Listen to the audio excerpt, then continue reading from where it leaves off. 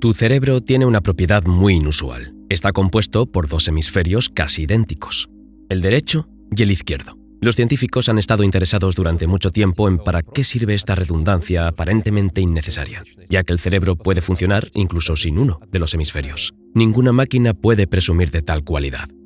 Además, si cada hemisferio posee su propia conciencia, ¿significa esto que cada uno de nosotros tiene dos centros de conciencia independientes en la cabeza?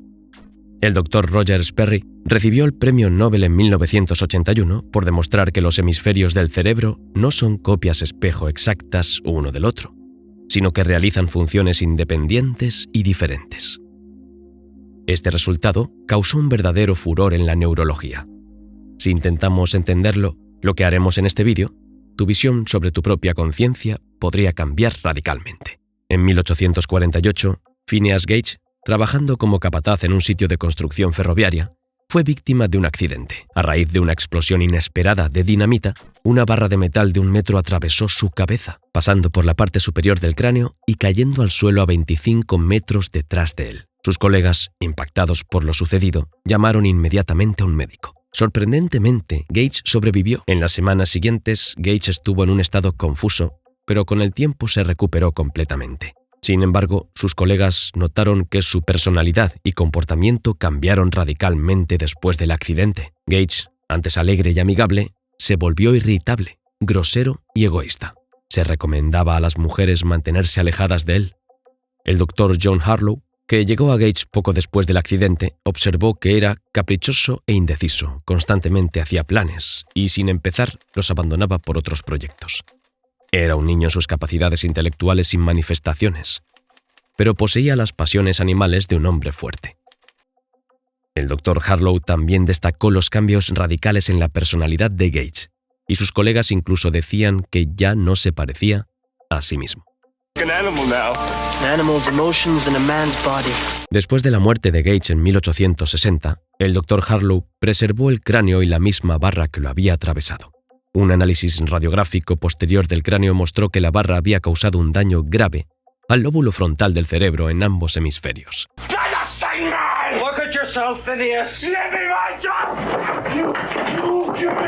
Este caso inusual no solo determinó el destino de Phineas Gage, sino que estaba destinado a cambiar el curso de la ciencia. Anteriormente, entre los científicos predominaba la visión dualista del cerebro y el alma como dos entidades separadas.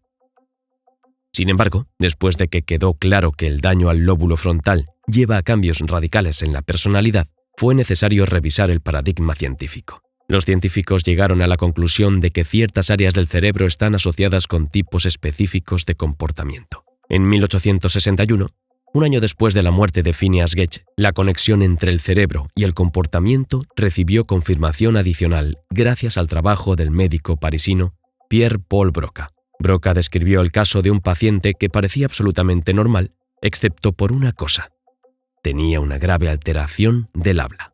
El paciente entendía perfectamente el habla de los demás, pero solo podía pronunciar un sonido, similar al tintineo de una cuerda. Desde la muerte del paciente, Broca descubrió que su lóbulo temporal izquierdo estaba dañado. Posteriormente, Broca observó 12 casos similares, lo que le permitió formular el concepto de afasia de Broca, caracterizando a los pacientes con comprensión del habla, pero pérdida de la capacidad para hablar. Durante la Guerra Prusiano-Danesa de 1864, el médico alemán Gustav Fritsch, atendiendo a soldados con heridas abiertas en el cerebro, notó que tocar uno de los hemisferios causaba convulsiones en el lado opuesto del cuerpo. Demostró que los diferentes hemisferios del cerebro controlan los lados opuestos del cuerpo, y probó la naturaleza eléctrica del funcionamiento del cerebro.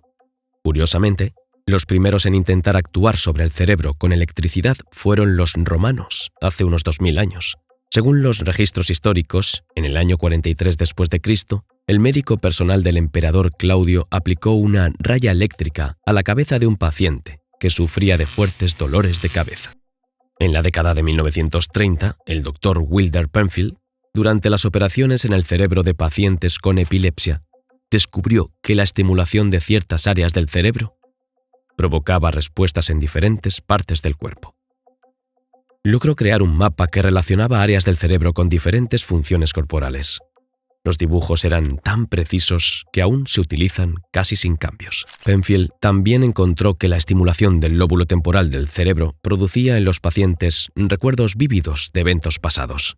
Quedó asombrado cuando, durante una operación cerebral, un paciente exclamó: «Es como si estuviera parado en la puerta de la escuela. Escuché a mi madre hablar por teléfono con mi tía e invitarla a venir a casa por la noche». Penfield se dio cuenta de que estaba tocando recuerdos enterrados profundamente en el cerebro. Los resultados que publicó en 1951 cambiaron significativamente la comprensión del funcionamiento del cerebro. Para mediados del siglo XX, fue posible crear una cartografía básica del cerebro, delineando sus zonas y definiendo las funciones de muchas de ellas. Por ejemplo, el neocórtex, o corteza cerebral nueva, es la capa externa del cerebro y se divide en 4 lóbulos. Nuestro neocórtex está especialmente desarrollado porque su función principal es recibir y procesar información sensorial de los órganos sensoriales, excepto el lóbulo frontal, que se encuentra debajo del hueso frontal. La corteza prefrontal, que es la parte frontal del lóbulo frontal, juega un papel clave en la formación del pensamiento racional. La información que percibes ahora mismo al ver este vídeo se procesa precisamente en la corteza prefrontal. El daño a esta parte del cerebro puede afectar negativamente a la capacidad de planificar y prever el futuro, como le sucedió a Phineas Gage. El lóbulo parietal se encuentra en la parte superior del cerebro y está asociado con el procesamiento de información sensorial, incluida la percepción del espacio, la navegación y la coordinación de movimientos. El hemisferio derecho controla la atención y la coordinación del cuerpo, mientras que el hemisferio izquierdo controla los movimientos finos y algunos aspectos del habla. Los trastornos en esta área pueden llevar a varios problemas, incluidas dificultades para reconocer partes de su propio cuerpo. El lóbulo occipital, situado en la parte posterior del cerebro, se encarga de procesar la información visual proveniente de los ojos.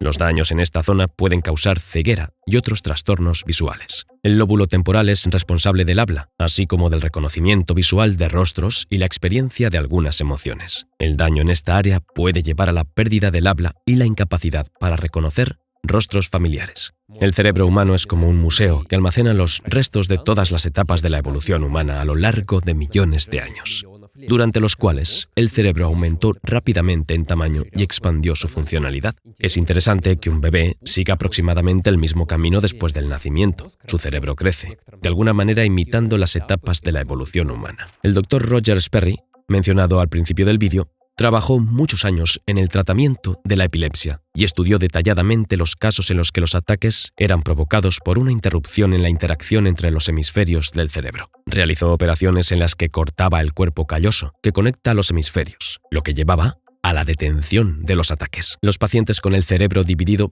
parecían normales a primera vista, pero observaciones posteriores revelaron consecuencias muy extrañas. Normalmente, los pensamientos en nuestro cerebro se mueven libremente entre los hemisferios, donde el izquierdo tiende al análisis lógico y a las habilidades verbales, y el derecho al pensamiento creativo y el arte. Sin embargo, cuando se interrumpe la conexión entre los hemisferios, el derecho puede comenzar a actuar de manera independiente, en contra de los deseos del dominante izquierdo. Esto lleva a una situación en la que dos voluntades separadas coexisten en un mismo cuerpo, a veces en conflicto entre sí por el control del cuerpo. Se crea una situación escalofriante cuando la mano izquierda, bajo el control del hemisferio derecho, comienza a actuar independientemente de los deseos del dueño, como si fuera ajena. En un caso, por ejemplo, un hombre intentó abrazar a su esposa, pero mientras una mano realizaba esta acción, la otra tenía intenciones completamente diferentes. Golpeó a la esposa en la cara. Hubo otro caso descrito en el que una mujer intentaba tomar un objeto específico, como un vestido, pero su otra mano se extendía hacia un objeto completamente diferente. Y un hombre incluso desarrolló una verdadera fobia. Temía dormir por las noches, preocupado de que su mano incontrolable pudiera estrangularlo. Las personas con el cerebro dividido a veces sentían como si estuvieran dentro de un dibujo animado, donde el guión implicaba que una mano intentaba someter a la otra. A veces los médicos comparan esta condición con el síndrome del Dr. Strangelove, recordando la escena de la película de Stanley Kubrick donde las manos del personaje entran en conflicto entre sí. Después de estudiar detenidamente los casos del cerebro dividido, el Dr. Sperry concluyó que realmente pueden coexistir dos conciencias independientes en una cabeza. Escribió: «Cada hemisferio es, de hecho, un sistema de conciencia independiente. capaz de percibir señales externas, pensar, recordar, razonar, desear y sentir, todo a un nivel completamente humano, y ambos hemisferios pueden pensar simultáneamente, experimentando diferentes, incluso conflictivas entre sí, experiencias mentales que se desarrollan en paralelo. ¿Qué? ¿Cómo? ¿Por qué hay dos conciencias en nuestro cráneo? ¿Para qué? Las historias de pacientes con el cerebro dividido me sorprendieron tanto que decidí sumergirme en el problema de la conciencia. Este vídeo fue inspirado por el libro del físico teórico Michio Kaku, El futuro de nuestra mente, y el libro del doctor Michael Gazzaniga, ¿Quién manda aquí? El libre albedrío y la ciencia del cerebro. Realiza un experimento científico. Dale like si este tema despertó el interés de tu conciencia. Y al final del vídeo entenderás la segunda razón por la cual simplemente no podía pasar por alto este tema. Porque la atención al problema y las respuestas las necesitamos no en algún momento del futuro, sino ahora.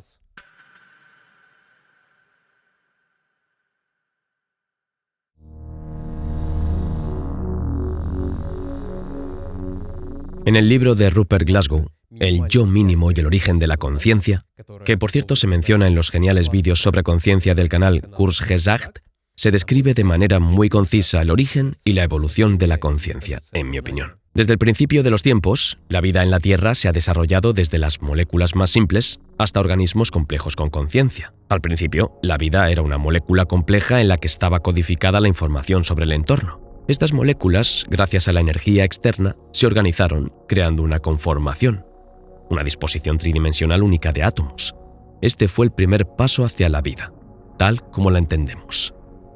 Según la teoría del mundo de ARN, la vida en la Tierra podría haber comenzado con moléculas de ARN capaces de autorreplicarse. En condiciones que presumiblemente existían en la Tierra primitiva, los nucleótidos más simples podrían combinarse aleatoriamente, formando moléculas de ARN con secuencias diversas. En otras palabras, en la supuesta charca de nucleótidos, los elementos más simples de ARN podrían unirse aleatoriamente, creando una variedad de combinaciones moleculares. Estas moléculas de ARN no solo se unieron aleatoriamente, creando diversas secuencias, sino que también poseían propiedades catalíticas especiales. Estas propiedades les permitían realizar algo bastante único y crítico para el origen de la vida. Podían facilitar su propio proceso de autorreplicación. Imagina un escenario en el que en el primitivo caldo de nucleótidos que componían la Tierra naciente se formaran diferentes cadenas de ARN. Entre esta diversidad molecular, algunas cadenas resultaron ser especiales. Estas únicas moléculas de ARN no solo existían como cadenas pasivas, eran capaces de influir activamente en las reacciones químicas a su alrededor. Esto significa que podrían no solo acelerar, sino también dirigir el proceso de creación de nuevas copias de sí mismas a partir de los nucleótidos circundantes. Este proceso de autorreplicación fue clave, ya que representaba una forma temprana de evolución biológica. Las moléculas de ARN que eran más eficientes en autorreplicarse tenían más probabilidades de sobrevivir y acumularse en este entorno bioquímico primordial. Esto estableció la base para la aparición de estructuras moleculares más complejas y, finalmente, para el surgimiento de la vida en toda su diversidad. Así, estas moléculas de ARN catalíticamente activas podrían haber jugado un papel crucial en el origen y la evolución de la vida en la Tierra, sirviendo como los bloques de construcción primarios de sistemas biológicos. Es interesante que Rupert Glasgow atribuya a estas moléculas un tipo de ego. Estas moléculas se esforzaban por capturar tantos recursos como fuera posible para su propia replicación, lo cual es un análogo primitivo del deseo sexual en organismos modernos. El deseo de difundir su información genética. Con el tiempo, debido a mutaciones y selección natural, surgieron organismos con nuevas habilidades, como un motor para moverse o sensores para percibir el entorno. Estos organismos primitivos comenzaron a reaccionar a estímulos externos, por ejemplo, desacelerando al detectar comida y acelerando en su ausencia. La conciencia, según Glasgow, es cualquier estrategia de comportamiento que distribuya los recursos de manera óptima. La aparición del primer sensor se puede considerar como una forma inicial de conciencia. Con la aparición del segundo sensor, el organismo comenzó a orientarse en el espacio, basándose en condiciones externas, gradientes. Por ejemplo, la creación de la primera proteína capaz de absorber luz, la rodopsina, marca la aparición de una visión primitiva. El organismo comenzó a percibir el mundo exterior y a moverse hacia fuentes de luz y calor. La aparición de células sensibles a la luz y el posterior desarrollo del ojo permitieron al organismo construir una imagen más compleja del mundo. Con el tiempo, el desarrollo del ojo y otros órganos sensoriales permitió a los organismos crear modelos más complejos de la realidad en sus cerebros. Empezaron a comprender e interpretar lo que sucedía a su alrededor, lo que es un signo de una conciencia más desarrollada. La tesis clave del libro es que la conciencia es un desarrollo gradual, que comienza con estrategias básicas de supervivencia y evoluciona hacia formas de pensamiento más complejas. Glasgow enfatiza que la conciencia no es algo fijo, sino más bien un proceso en constante evolución. Al final del libro hace una conclusión grandiosa. El desarrollo de la conciencia no es solo un proceso biológico, sino también un aspecto fundamental de la evolución de la vida. Pero, ¿por qué es fundamental? ¿Qué dice la física moderna sobre el problema de la conciencia y cómo intenta investigarlo y describirlo? La concepción de la conciencia ha ocupado a los filósofos durante siglos, pero ha resistido, y todavía resiste, una definición simple. El filósofo David Chalmers compiló datos de más de 20.000 trabajos dedicados a este tema y llegó a la conclusión de que en ninguna otra área los esfuerzos de tantos científicos han resultado en tan poco consenso, es decir, en afirmaciones aceptadas por todos. El filósofo Gottfried Leibniz, que vivió en el siglo XVII, una vez escribió: si se pudiera agrandar el cerebro hasta el tamaño de un molino, recorrer todo su interior y examinarlo, aún así, no se encontraría la conciencia. Algunos escépticos dudan incluso de la viabilidad de una teoría de la conciencia, argumentando que es imposible entender la conciencia, ya que ningún objeto es capaz de autoconciencia. El conocido psicólogo de Harvard, Steven Pinker, señala: no podemos ver la luz ultravioleta, no podemos imaginar un objeto girando en la cuarta dimensión. Podría ser que tampoco podemos resolver acertijos como el libre albedrío o la vida espiritual. Además, durante una gran parte del siglo XX, el conductismo, que negaba la importancia de la conciencia, dominó entre las teorías psicológicas. Esta concepción se basaba en la premisa de que solo las manifestaciones objetivas del comportamiento de animales y humanos eran dignas de estudio, en contraposición a los estados internos subjetivos de la mente. Algunos investigadores, habiendo perdido la esperanza de definir la conciencia, se centran en su descripción. El psiquiatra Giulio Tononi expresó: todo el mundo sabe lo que es la conciencia. Es lo que te abandona cada noche cuando te duermes sin soñar y regresa por la mañana cuando te despiertas. La conciencia ha permanecido como tema de discusión y debate a lo largo de los siglos, pero sorprendentemente se han hecho pocos avances. Considerando que los físicos han hecho contribuciones significativas al desarrollo de la ciencia del cerebro gracias a la creación de numerosos dispositivos, quizás sea el momento de seguir su ejemplo y reconsiderar esta antigua cuestión. Cuando un físico se enfrenta a la resolución de un misterio, su primer paso es recopilar datos, después de lo cual desarrolla un modelo, es decir, una representación simplificada del objeto de estudio que refleja sus características clave. En el contexto de la física, el modelo se caracteriza por diferentes parámetros. Por ejemplo, temperatura, energía, tiempo. Utilizando este modelo, el físico simula el desarrollo futuro del objeto. Los supercomputadores más grandes del mundo están empleados hoy en día precisamente para simular el desarrollo de sistemas que pueden abarcar desde protones, reacciones nucleares, condiciones meteorológicas, el Big Bang y la dinámica de agujeros negros.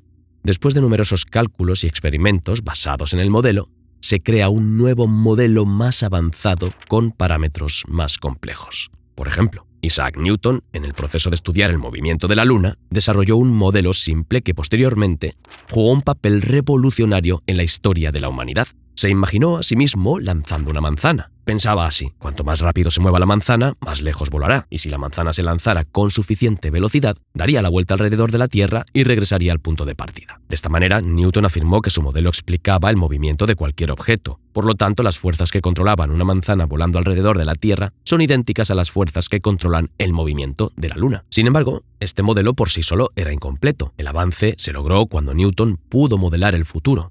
Es decir, aprendió a determinar la posición de objetos en movimiento. Para resolver esta tarea compleja, tuvo que desarrollar un nuevo campo de las matemáticas, conocido como cálculo integral. Con su ayuda, Newton predijo la futura trayectoria del movimiento no solo de la Luna, sino también del cometa Halley, y otros planetas. Desde entonces, las leyes de Newton se utilizan para calcular las trayectorias de los objetos en movimiento más variados, desde proyectiles de cañón, automóviles y cohetes, hasta asteroides, estrellas y galaxias. La precisión del modelo se determina por su capacidad para reproducir con exactitud las características clave del sistema original. En este caso, el parámetro principal era la posición de la manzana y la luna en el espacio y el tiempo.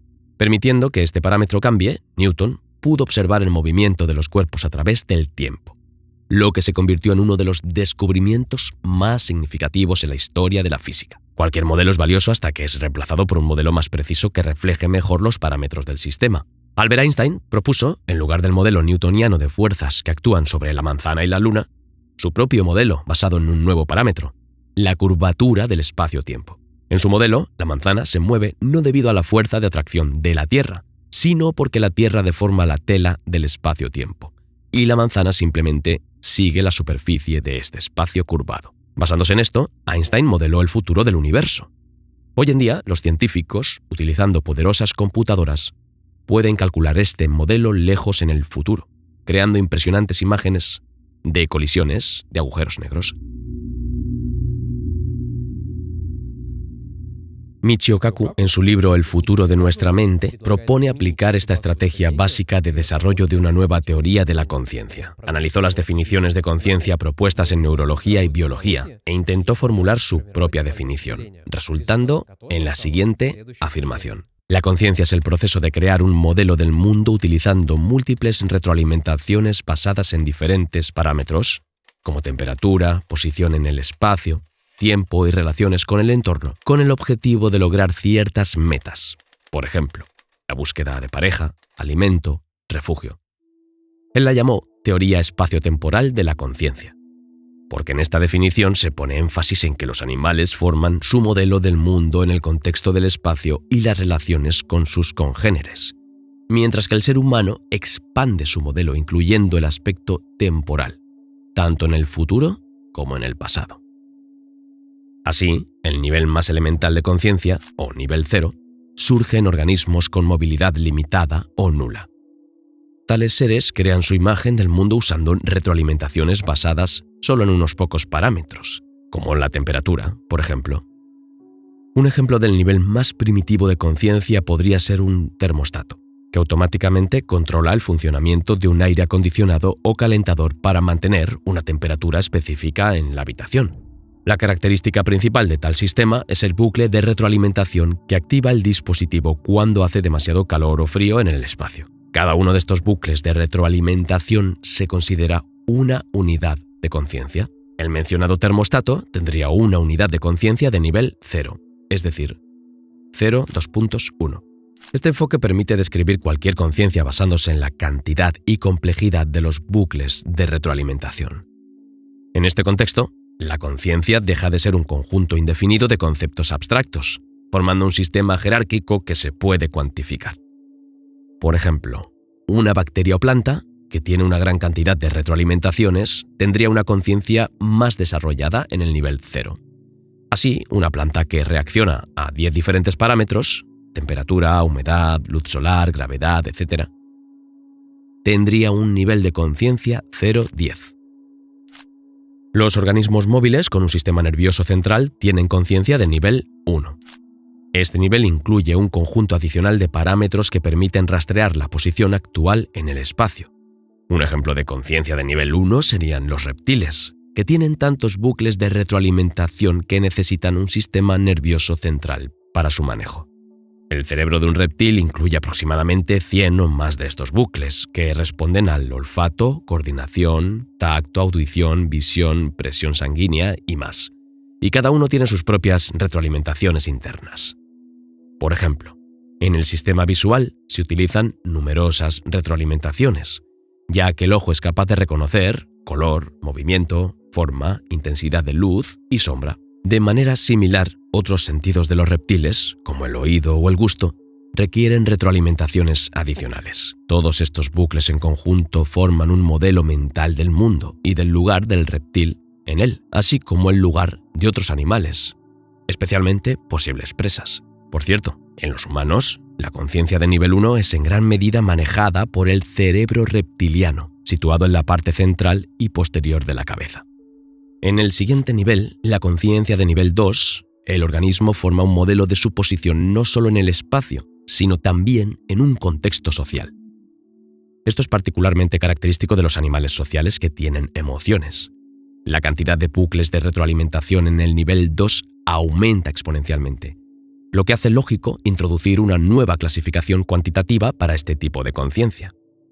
Tales complejos patrones de comportamiento, como buscar aliados, reconocer enemigos, servir al alfa, etc., requieren la presencia de un cerebro altamente desarrollado. El desarrollo de la conciencia de nivel 2 coincide con la formación de nuevas estructuras cerebrales, como el sistema límbico. El sistema límbico incluye el hipotálamo, responsable de la memoria, la amígdala, emociones, y el tálamo, información sensorial, cada uno procesando nuevos parámetros para modelar relaciones sociales.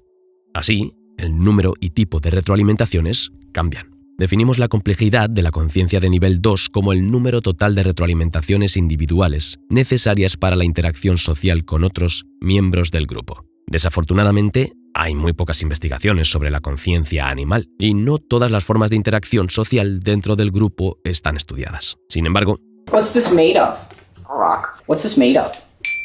Glass. What am I doing? Water. Para una estimación aproximada de la complejidad de la conciencia de nivel 2, podemos considerar el número de individuos en el grupo y agregar todos los métodos de comunicación emocional entre animales, es decir, la capacidad de reconocer amigos y competidores, amistad, ayuda mutua, apoyo, reconocimiento de su propio estatus y el de otros miembros del grupo, y así sucesivamente. Las excepciones aquí son los insectos, ya que, a pesar de su compleja estructura social, carecen de emociones. Debido a la limitada disponibilidad de datos empíricos sobre el comportamiento animal, solo podemos estimar aproximadamente el valor numérico de la conciencia de nivel 2, listando las emociones y variantes de comportamiento social en especies animales específicas. Por ejemplo, si en una manada de lobos hay 10 individuos y cada lobo interactúa con cada compañero de 25 maneras diferentes, es decir, con 25 emociones y reacciones de comportamiento diferentes, entonces el nivel de conciencia de cada lobo, en primera aproximación, sería de 250.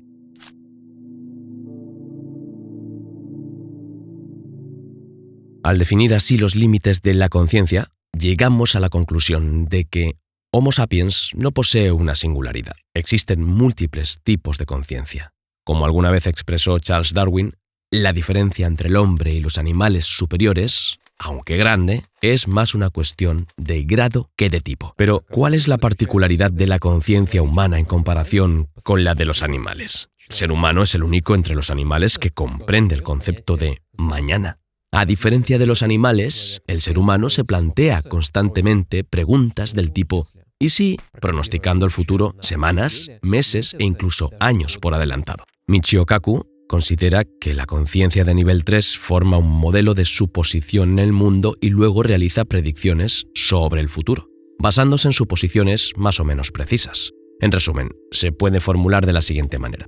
La conciencia humana es una forma específica de conciencia que crea un modelo del mundo y luego modela su comportamiento a lo largo del tiempo, evaluando el pasado y modelando el futuro basado en él. Esto requiere promediar y evaluar múltiples retroalimentaciones con el objetivo de tomar decisiones y alcanzar metas. Para el momento en que alcanzamos la conciencia de nivel 3, se forman tantas retroalimentaciones en nuestro cerebro que es necesaria la presencia de una especie de director general que seleccione la información necesaria para predecir el futuro y tome las decisiones finales. En este aspecto, nuestro cerebro difiere del de otros animales, especialmente debido a la significativamente desarrollada corteza prefrontal, que nos permite visualizar, entre comillas, el futuro. Citando al psicólogo de Harvard, el Dr. Daniel Gilbert, el logro más grande del cerebro humano es su capacidad para imaginar objetos y episodios que no existen en la realidad, y es precisamente esta capacidad la que le permite pensar en el futuro. El cerebro humano es una máquina de previsión y la creación del futuro es lo más importante que hace. Mediante técnicas de escaneo cerebral, podemos suponer en qué parte del cerebro se lleva a cabo la modelación del futuro. El renombrado científico Michael Gazzaniga, uno de los principales expertos del mundo en neurobiología y neuropsicología, señala que la área 10, la capa granular interna 4, en la parte lateral de la corteza prefrontal en humanos, es casi el doble de grande que en los simios. El área 10 está asociada con la memoria y la planificación, flexibilidad cognitiva, pensamiento abstracto, activación de esquemas de comportamiento apropiados y supresión de los inapropiados, asimilación de reglas y selección de la información necesaria de la gran cantidad de datos que llegan de los órganos sensoriales.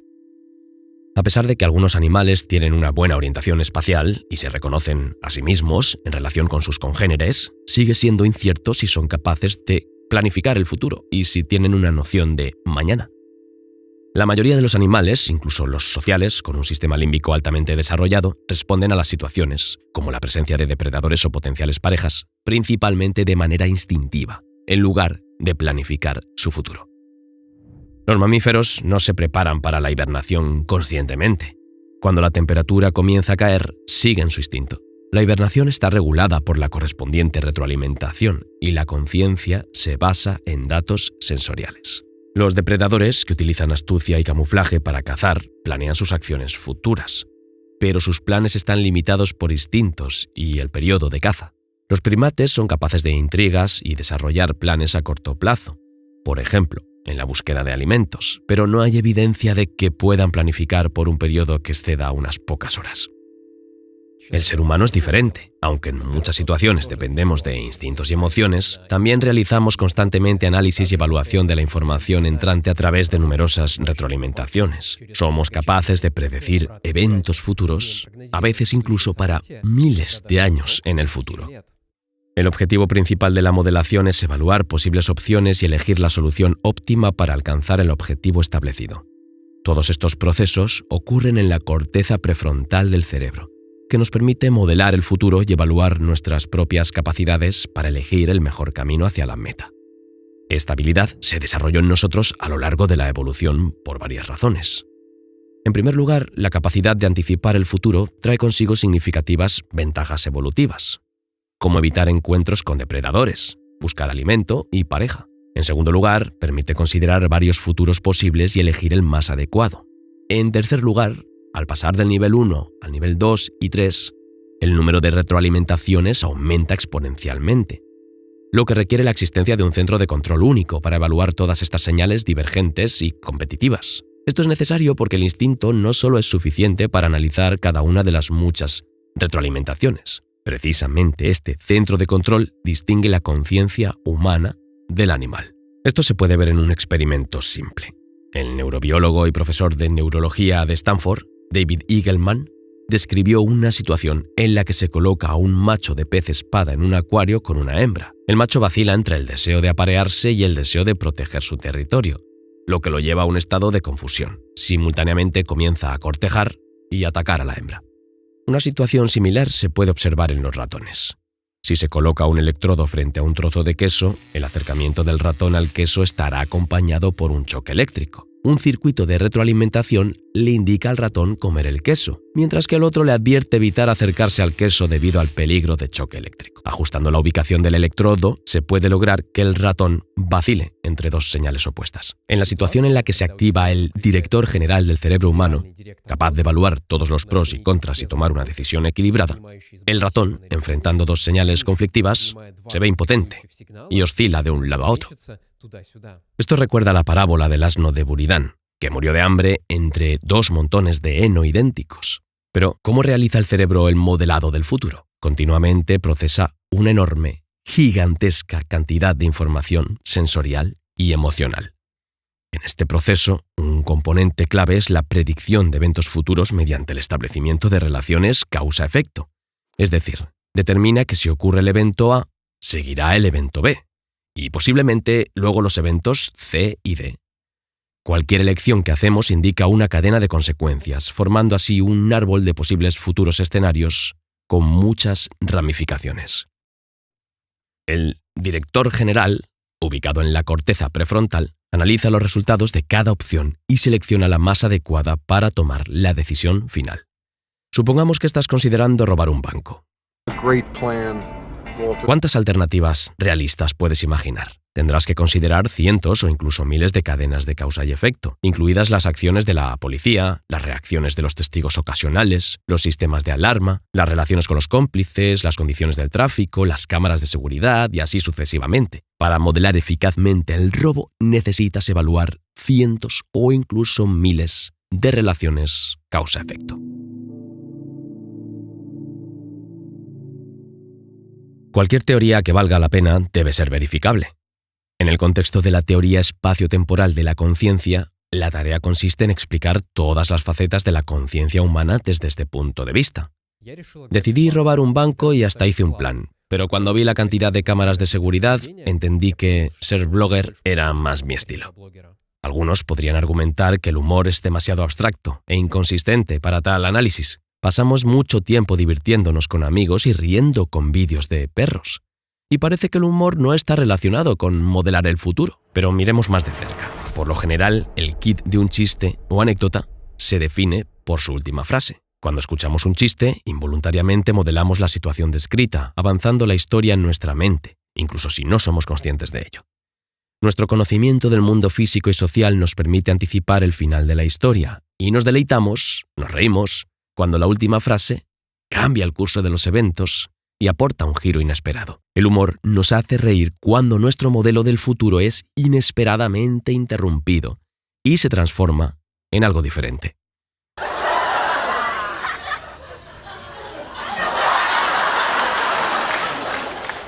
Esto juega un papel importante en la evolución, ya que el éxito depende en parte de nuestra capacidad para predecir eventos futuros correctamente. La vida está llena de sorpresas, por lo tanto, aquel que puede anticipar escenarios no convencionales tiene más posibilidades de sobrevivir.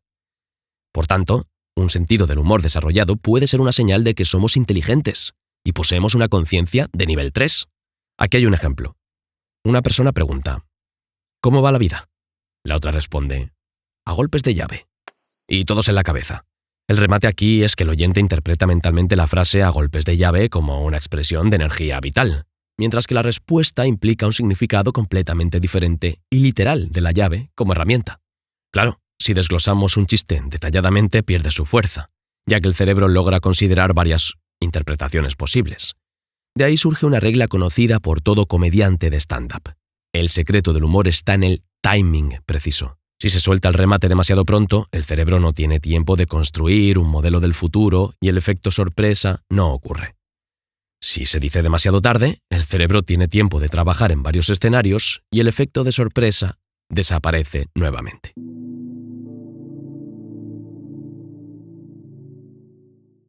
Desde esta perspectiva, es útil explicar todo, incluso actividades que a primera vista parecen triviales, como el chismorreo o pasar el rato con amigos. Imaginemos que un reptiloide, que casualmente llegó a la Tierra, decidiera investigar las riquezas de la prensa amarilla. Probablemente concluiría que la principal actividad de los terrícolas son los chismes, y no estaría tan lejos de la verdad. Los chismes juegan un papel clave en la supervivencia, ya que nos ayudan a orientarnos en el constantemente cambiante y complejo mundo social. Necesitamos seguir las últimas noticias para estar al día y no perder el contacto con la realidad. El entorno social es volátil, y en este contexto, la conciencia de nivel 2 está activamente en funcionamiento. Sin embargo, al escuchar un chisme interesante, comenzamos a construir suposiciones y tratamos de entender cómo este evento afectará nuestra posición en la sociedad. En este momento se activa la conciencia de nivel 3. En el pasado, los chismes y rumores eran la principal fuente de información vital sobre nuestra tribu, y a veces tu vida podía depender del conocimiento de las últimas noticias. El juego también es una característica importante de la conciencia. Si se le pregunta a los niños por qué les gusta jugar, suelen responder que es divertido. Pero, ¿qué significa realmente divertido? Al jugar, los niños a menudo intentan reproducir las relaciones humanas en una forma simplificada. La sociedad humana es extremadamente compleja y confusa para la mente en desarrollo de un niño, por lo que los niños utilizan modelos simplificados del mundo adulto, jugando, por ejemplo, a ser doctores, maestros, superhéroes, ladrones. El juego permite a los niños experimentar con un pequeño segmento de la sociedad adulta y el comportamiento, aprendiendo a modelar el futuro. Los adultos, al jugar, por ejemplo, al póker, también crean en su mente un modelo de la distribución de las cartas entre los jugadores y tratan de continuar este modelo en el futuro, considerando el carácter y la capacidad de los oponentes para el farol. El ajedrez o las cartas, como otros juegos de azar, requieren la capacidad de modelar el futuro.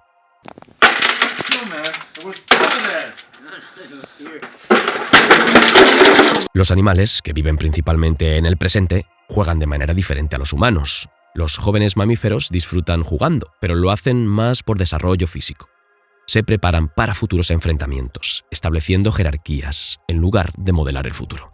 La teoría de la conciencia espaciotemporal también puede arrojar luz sobre otro tema complicado, la inteligencia. Se dice que los test de IQ miden el nivel de inteligencia, pero en realidad no explican qué es la inteligencia. Un cínico podría decir, y tendría algo de razón, que un test de IQ es simplemente una medida de cuán bien una persona puede realizar ese test. Además, estos test a menudo son criticados por su contexto cultural.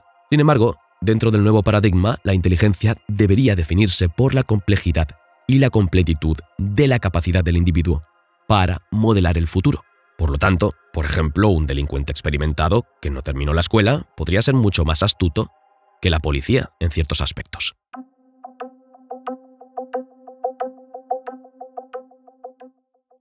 Se considera que el ser humano es, posiblemente, el único ser en la Tierra capaz de funcionar en distintos niveles de conciencia.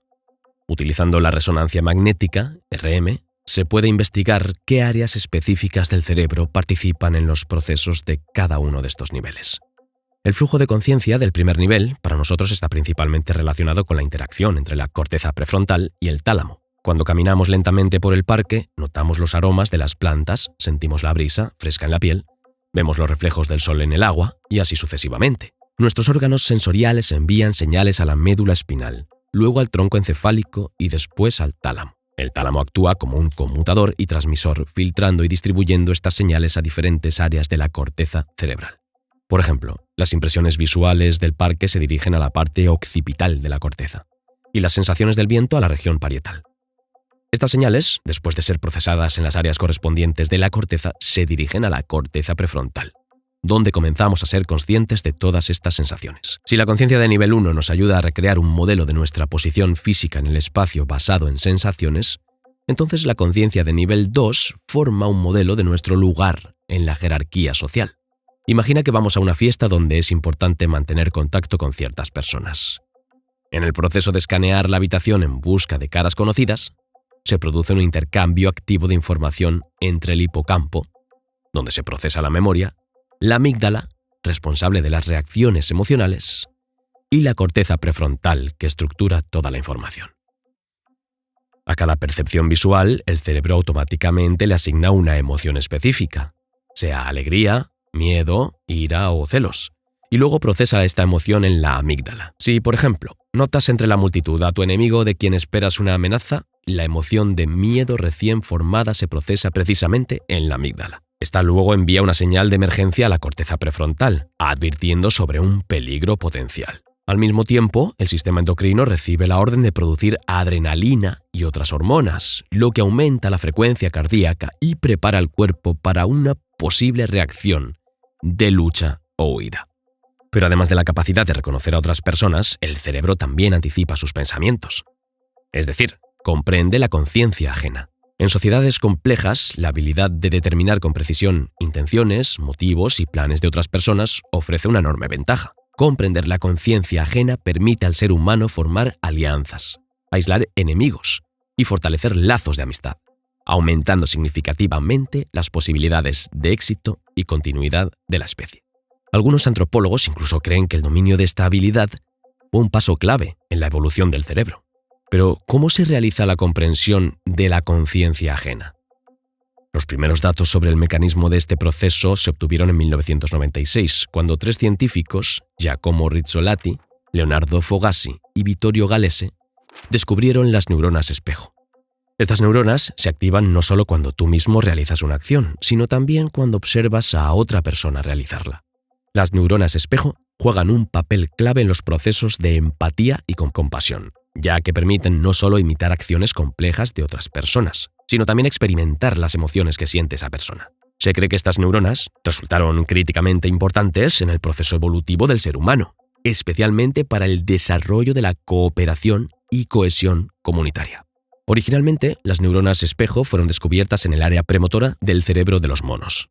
Desde entonces se han encontrado en otros lugares, incluida la corteza prefrontal del cerebro humano.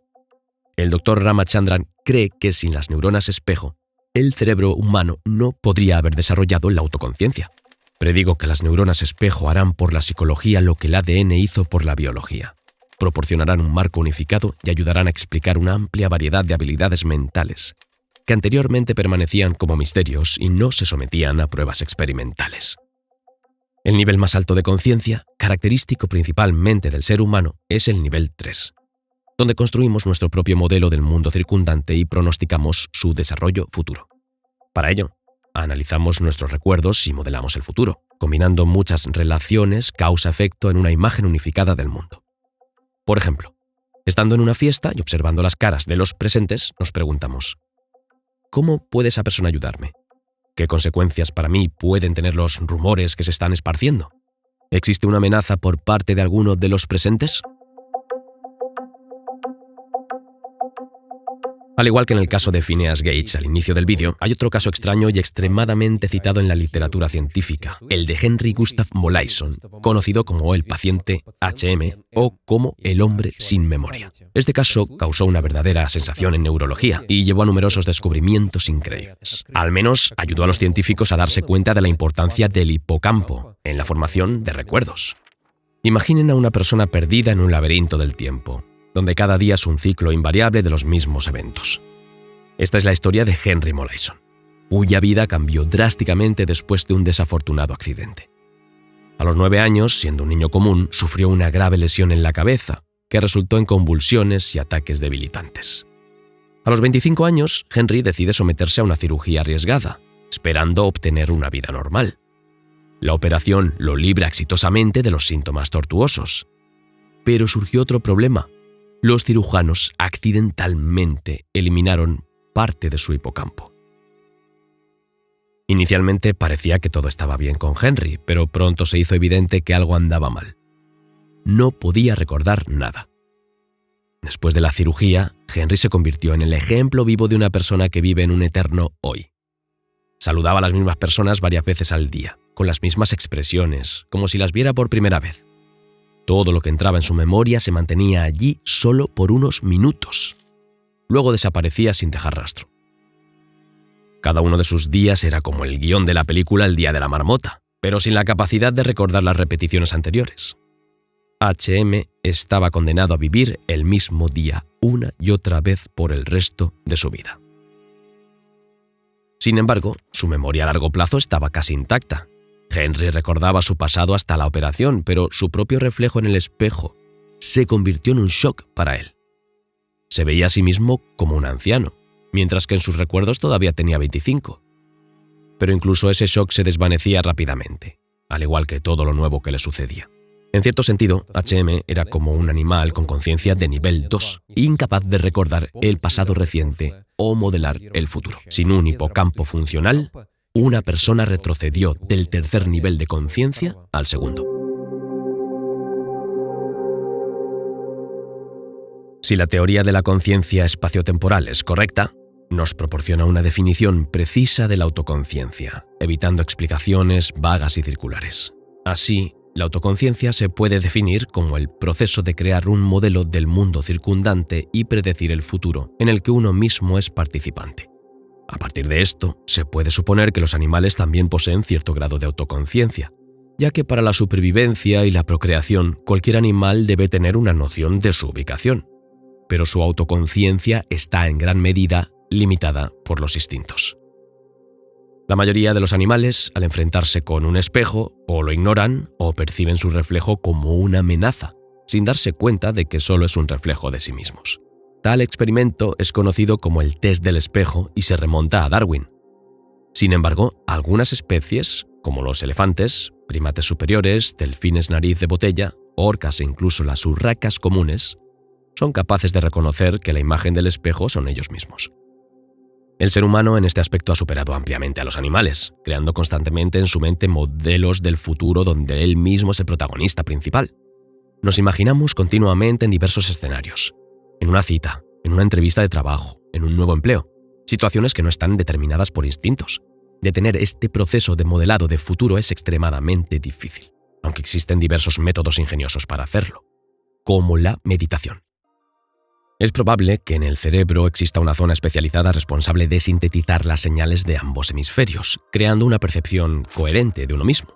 Todd Heselton, psicólogo del Dartmouth College, sugiere que esta zona se encuentra en la parte media de la corteza prefrontal. El biólogo Carl Zimmer afirma que la corteza prefrontal medial juega un papel importante en la formación del sentido del propio yo, similar al papel del hipocampo para la memoria. Esta área podría ser la clave para entender cómo el cerebro une diferentes memorias y experiencias en una única personalidad. Si esta teoría es correcta, entonces el cerebro en estado de reposo, cuando no está activo y piensa en algo, debería estar más activo que en un estado normal.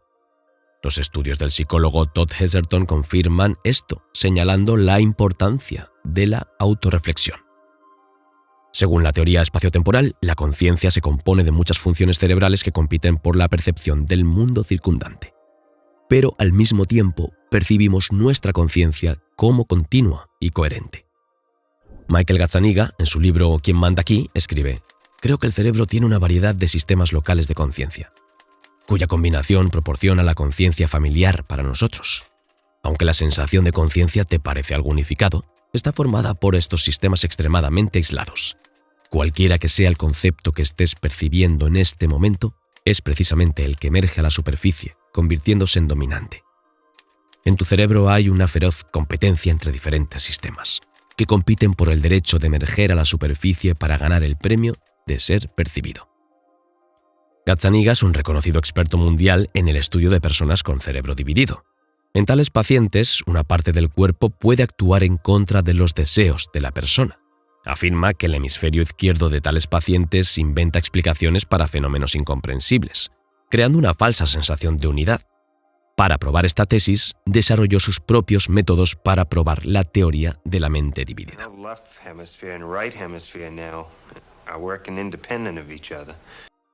Sus métodos se basan en dirigirse a cada hemisferio del cerebro por separado, sin transmitir información al otro hemisferio. Uno de estos métodos incluye el uso de gafas especiales que permiten mostrar preguntas escritas a cada ojo por separado, dirigiéndolas así al hemisferio correspondiente. Sin embargo, obtener respuestas independientes de cada hemisferio es, por decirlo suavemente, una tarea complicada, considerando que el hemisferio derecho no puede hablar, ya que el centro del habla se encuentra solo en el hemisferio izquierdo.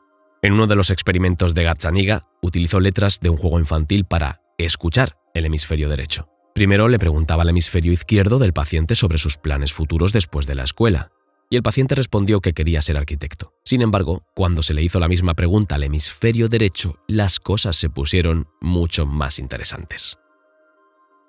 Porque la respuesta fue completamente diferente. El hemisferio derecho formó con letras las palabras piloto de carreras. A escondidas del dominante hemisferio izquierdo, el derecho albergaba planes completamente diferentes para el futuro.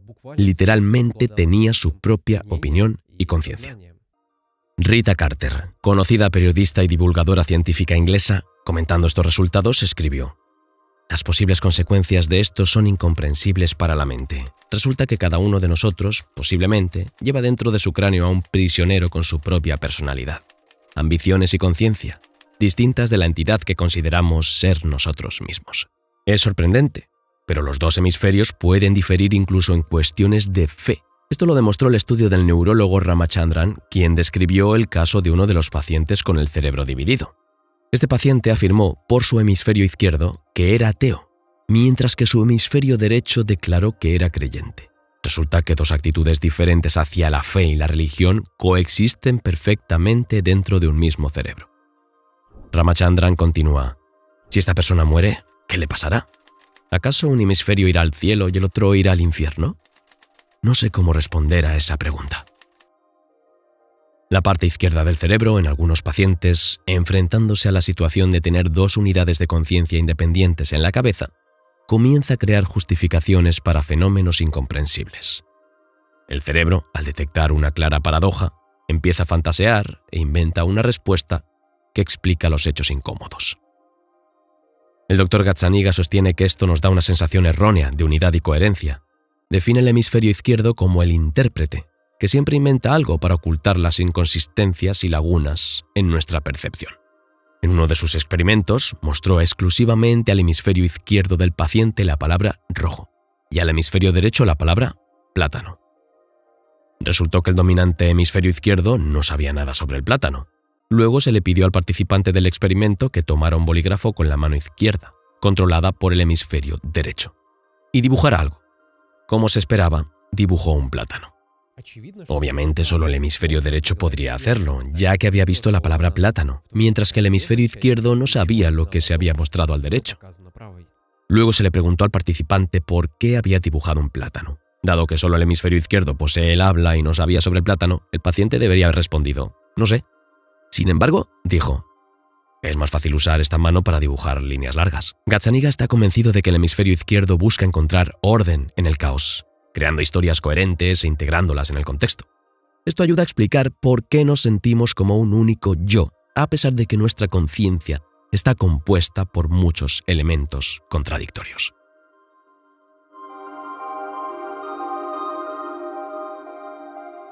¿Cómo se relaciona la competencia entre los hemisferios y el hecho de que la mitad de nuestro cerebro es un intérprete que inventa explicaciones y racionaliza todo a nuestro alrededor con la libertad de voluntad? La pregunta es realmente muy importante porque nuestra comprensión de la libertad de voluntad afecta cómo construimos nuestra vida alrededor. Por ejemplo, Robert Sapolsky, conocido por muchos de ustedes a través de su curso de biología humana en Stanford, está convencido de que el actual sistema de justicia penal debería abolirse. En el contexto de explicar el comportamiento humano, existen 3 puntos de vista. 1. Nuestro comportamiento expresa nuestra libre voluntad. 2. No tenemos libre voluntad. 3. Nuestro comportamiento se encuentra en algún punto intermedio entre estos 2 extremos. La primera afirmación de que nuestro comportamiento es el resultado directo de nuestras creencias suena forzada. Por ejemplo, si una persona tiene un ataque epiléptico durante el cual golpea involuntariamente a alguien cercano, ese golpe debe ser considerado como una acción intencionada. Pero eso es absurdo. Sin embargo, hace aproximadamente medio milenio, esa era realmente la opinión en Europa. Para nosotros hoy, esa perspectiva parece ridícula. Al revisar tales creencias, llegamos al principio fundamental de nuestra civilización. No es él, es su enfermedad. Es decir, a veces los factores biológicos pueden predominar sobre lo que percibimos como libre voluntad. Así, la mujer que te pisa el pie no lo hace a propósito, es ciega. El hombre que no ayuda a levantarse a una mujer caída no es insensible, simplemente no puede doblar la espalda debido a una lesión. De manera similar, la percepción de la responsabilidad por los crímenes ha cambiado. Por ejemplo, de 200 a 700 años atrás, los animales, objetos e incluso cadáveres podían ser llevados a juicio, ya que se creía que habían causado el daño a las personas de manera intencionada. Por ejemplo, en 1457 se llevó a cabo un juicio contra una cerda y sus lechones, que supuestamente comieron a un niño. La cerda fue ejecutada, pero los lechones fueron liberados, considerados demasiado jóvenes para ser responsables de sus acciones. No se sabe si en ese entonces se discutió la madurez de su cerebro. Probablemente la mayoría de las personas adoptan el tercer punto de vista sobre este tema. Poseemos algo que yace en medio entre la absoluta libre voluntad y su total ausencia. Mientras que nuestra libre voluntad está relacionada con aspectos biológicos y al mismo tiempo está sujeta a las leyes físicas de nuestro universo. Aquí, el determinismo se entiende en un sentido amplio, es decir, poseemos algo parecido a un alma, el portador de la libre voluntad. Esta sustancia efímera coexiste con nuestra biología física, limitándola en cierta medida. Esto es usualmente lo que constituye la esencia de la visión dualista de la libre voluntad, también conocida como libertad de voluntad limitada. En 1842, el escocés Daniel Macnaghten intentó asesinar al primer ministro británico Robert Peel, pero se equivocó y mató a su secretario personal. En el juicio, Macnaghten declaró que voces que lo acosaban en todas partes lo empujaron a hacerlo. Según él, mataron la paz en su alma y querían llevarlo al extremo. Según la psiquiatría moderna, Macnaghten sufría de una forma de psicosis paranoide. Los médicos, al declararlo demente, consideraron que su delirio era tan evidente que solo el aislamiento físico podría detenerlo de cometer asesinatos. Finalmente, Macnaghten fue declarado inocente por razón de locura y pasó el resto de sus días en un hospital psiquiátrico. El veredicto del juicio provocó una gran conmoción y protestas, desde ciudadanos comunes hasta la reina Victoria. El juez tuvo que justificarse ante el Parlamento, pero se mantuvo firme. Como resultado, se decidió revisar este caso con la debida consideración y junto con el veredicto exculpatorio se estableció un criterio formal conocido como la regla de McNaughton. Estipula que una persona puede ser declarada inocente si, en el momento del crimen, estaba bajo la influencia de un trastorno mental que no le permitía distinguir entre el bien y el mal. Esta regla se aplicó también en el caso de John Hinckley Jr., quien disparó a Ronald Reagan en 1981. Esta regla encapsula la esencia de la libertad de voluntad limitada. Las personas deben ser responsables de sus acciones, pero a veces circunstancias psicóticas peculiares lo impiden. Así es como Robert Sapolsky entiende la libertad de voluntad limitada. Consideremos el cerebro con sus neuronas, sinapsis, neurotransmisores, receptores y todo su rico arsenal. Nuestro cerebro se ha desarrollado bajo la influencia de muchos factores. Condiciones del desarrollo prenatal, genética, hormonas, ambiente cultural, autoridad parental y traumas infantiles. Todo este conjunto afecta directamente nuestro comportamiento y Robert Sapolsky lo desglosa en detalle en su libro La biología del bien y del mal. Sin embargo, aparte de todos estos factores, en algún rincón fortificado del cerebro existe una especie de homúnculo que controla al ser humano. En ciertas situaciones, como durante ataques epilépticos o alcoholismo, el homúnculo enfrenta problemas y debe dedicarse a restaurar el sistema. En otros casos, como en la regulación de la respiración, el homúnculo y el cerebro biológico trabajan juntos. Sin embargo, en ciertos momentos, el homúnculo toma decisiones de forma independiente, analizando toda la información disponible y considerando diversos factores. Y ahí está, sentado y comandando desde dentro del cerebro, en tu nombre, tomando decisiones independientemente de las leyes físicas. Sapolsky escribe: ahí radica la esencia del concepto de libertad de voluntad limitada. He visto a personas increíblemente inteligentes intentar desafiar los extremos de este concepto, en lugar de aceptar su base plausible. Ustedes me ponen este muñeco en la cabeza porque creen que puedo elegir libremente cómo actuar, siempre que no haya alguna enfermedad cerebral. Pero no, no y no. La libertad de voluntad para mí es algo más maleable. Se desliza por el borde de lo biológico, como en esos casos cuando elijo qué calcetines ponerme hoy. Sin embargo, en realidad, ni la frecuencia ni el grado de manifestaciones de la libertad de voluntad importan. Incluso si asumimos que el 99,99% de todas tus acciones están predeterminadas biológicamente, y solo una vez cada 10 años se activa tu libre albedrío y te cepillas los dientes de izquierda a derecha en lugar de derecha a izquierda, aún así, involucras de manera subrepticia al homúnculo que controla tu comportamiento eludiendo las reglas científicas. Cualquiera que se haya enfrentado al dilema de la libertad de voluntad limitada sabe que en el caso de un daño cerebral grave en una persona no se puede hablar de su responsabilidad criminal. Si a alguien se le destruye el lóbulo frontal del cerebro, no puede ser responsable de sus acciones, ya que su capacidad para tomar decisiones racionales está comprometida. Esto es evidente, pero las preguntas surgen cuando se consideran diferentes grados de daño. ¿Qué pasa si el lóbulo frontal está dañado en un 99%? ¿Y si es un 98%? Esta pregunta es críticamente importante, ya que muchos condenados a muerte tienen antecedentes de daño en el lóbulo frontal.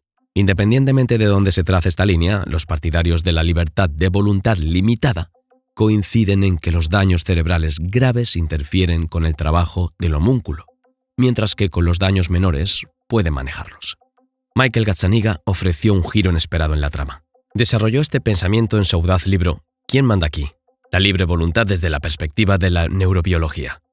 Gazzaniga, aceptando sin reservas la naturaleza material del cerebro, encuentra espacio para la responsabilidad.